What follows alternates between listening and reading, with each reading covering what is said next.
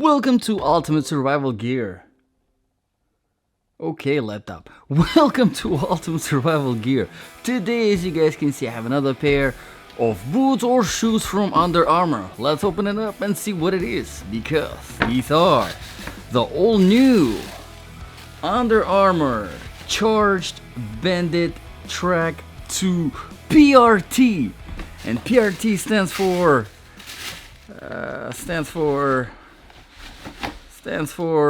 personal record time. No idea what it stands for, but it doesn't really matter, because these shoes, or mid-size boots, as you can see, they are mid-size, are advertised as hiking shoes. In fact, yes, the Amazon link is in the description below. If you are considering to check it out, check it out. You can find some reviews there too. Currently $110. And what makes this shoe kind of attractive for this channel, survival channel, is, well, the fact that it is mid-size. The outsole is pretty good. The comfort level is very, very good. And so a few other things, which we will talk about later in this review. So if you have time, make sure to stick around. But let's get into the main review. As some of you already know, this review is not just any regular shoe, boot review. This review is specifically for my Ultimate Survival boots section. Yes. So basically, if something bad happened and now you had to survive, you had to leave your house and walk for miles and run somewhere along the way and fight and climb and not take these for weeks until you get to the safe destination. I don't know. Just think about the survival situation. Would they be good to survive in? How do we make the judgment? We make the judgment based on 8 different criteria. Let's begin. Criteria number 1, comfort level. And in order to test the comfort level of all the boots and shoes that I review on this channel, I review a lot of them, I do a 3-mile run non-stop and then a 5-mile walk.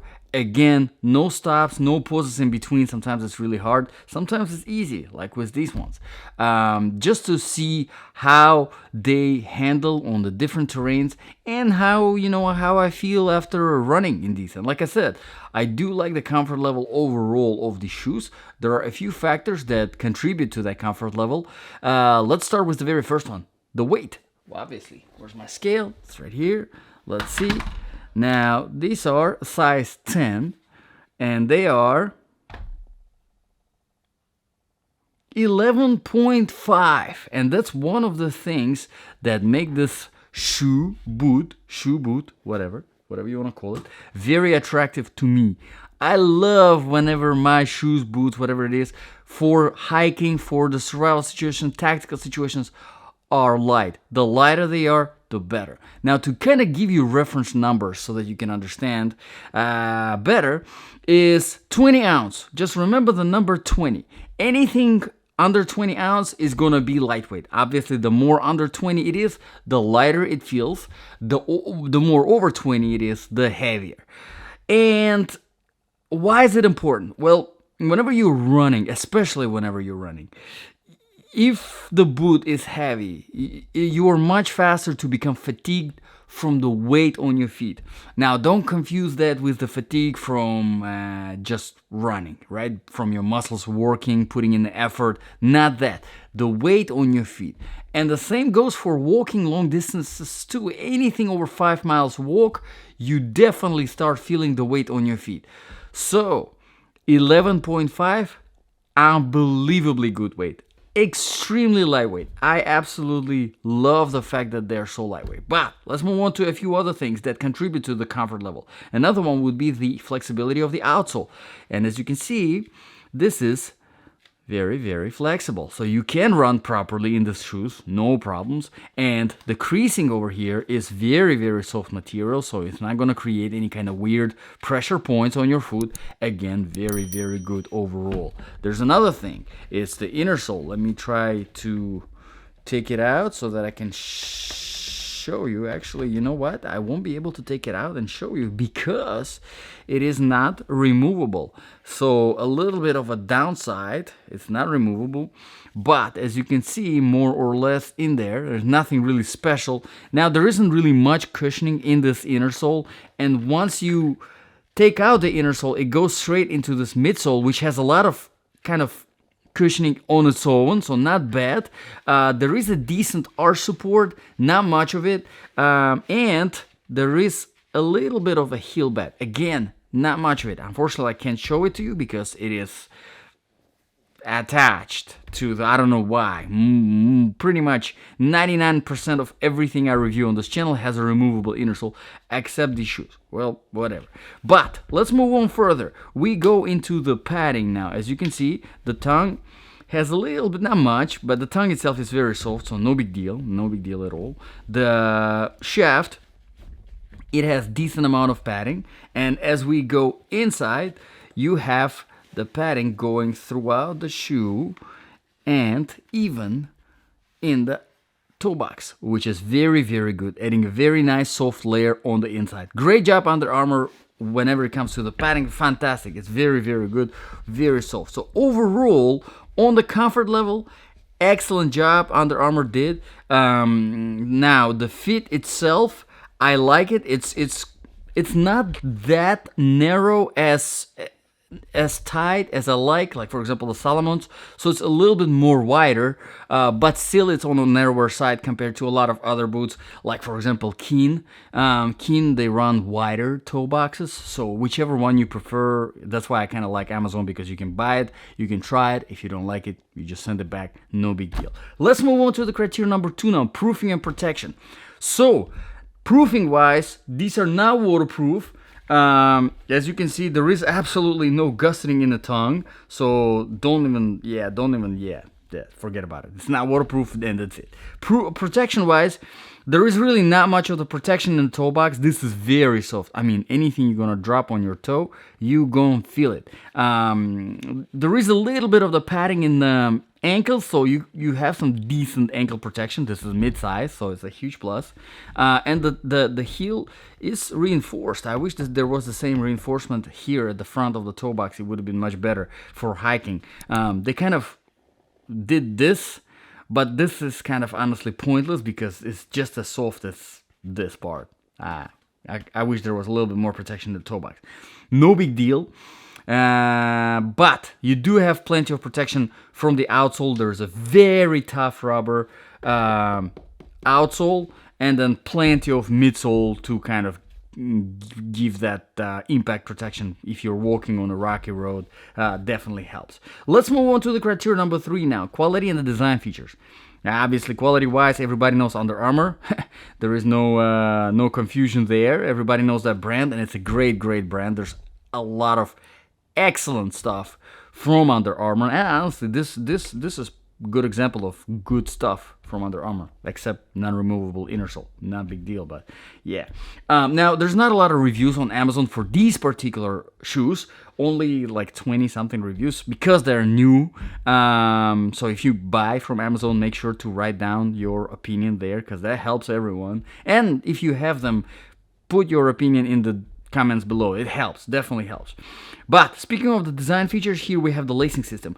Now, lacing system is it's very, very basic, very, very primitive, all right? But I do understand why they made it.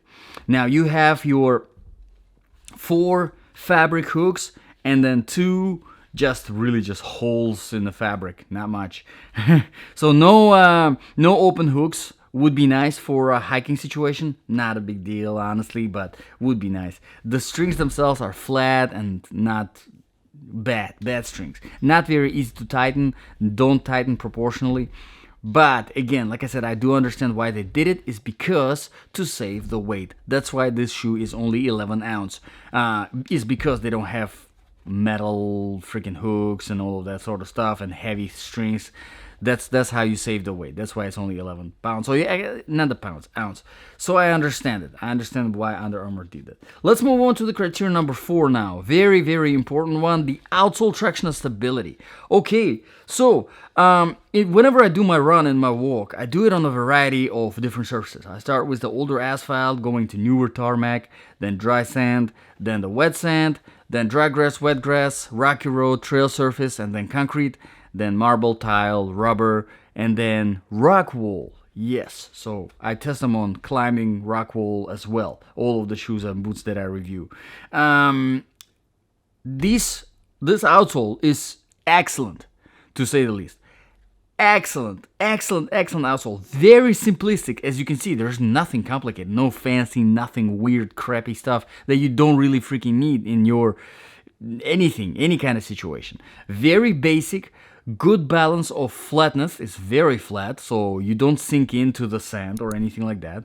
But it is very aggressive at the same time because the rubber is so hard. So on the slippery stuff like wet grass, it just grips in very nicely. Overall, good outsole. The only little complaint that I can find is I would like to see some ridges here and ridges here just for climbing the rope, climbing the tree, just because it's an ultimate survival, channel. So I think about all of these things. But other than that, excellent outsole. One of the best. Let's move on to the criteria number 5 really quick. Temperature. Now, this is by no means for cold temperatures. If you're thinking about this in a cold temperature, forget about it. These are not insulated. These are not waterproof. Not for cold temperatures.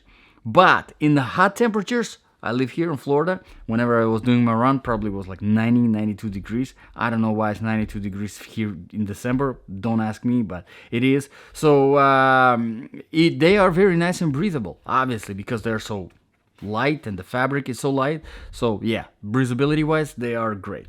Let's move on to the criterion number 6 now. Very quickly, the sizing. They are true to the size. Now, whenever it comes to boots and the shoes for hiking, trail running, survival, tactical stuff, I always recommend people, my viewers, you guys, getting half a size bigger than your normal shoe size, so that you have a little bit of extra space in the toe box. It definitely helps. It makes a huge difference. Whenever I found out that little weird freaking trick, it just changed everything for me. So half a size bigger. If your shoe size is like your dress shoes or your sneakers is 9.5, get yourself size 10. You're gonna love it. All right. Let's move on to the criteria number 7 now, the balance of application. So if this really were your ultimate survival boots or shoes, would they be good? Honestly, I think this is an excellent option. This is great.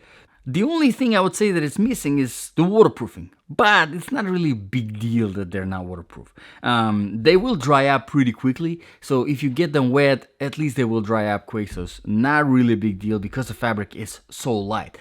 But the huge plus of no waterproofing, very basic lacing system, no protection, is the lightness. So if you prefer that lightness in your survival shoes, in your hiking shoes, in whatever you wear, this is a great option. They're comfortable and they're super light. And personally, I do prefer lightness because for the most part, whenever it comes to hiking, whenever it comes to tactical situations, survival situations, you are expected to be on your feet a lot. And this is where the lightness comes in to play. And the very last criterion here is the price, criterion number 8. Now, like I said in the beginning, they're currently $110 on Amazon. The link is in the description below.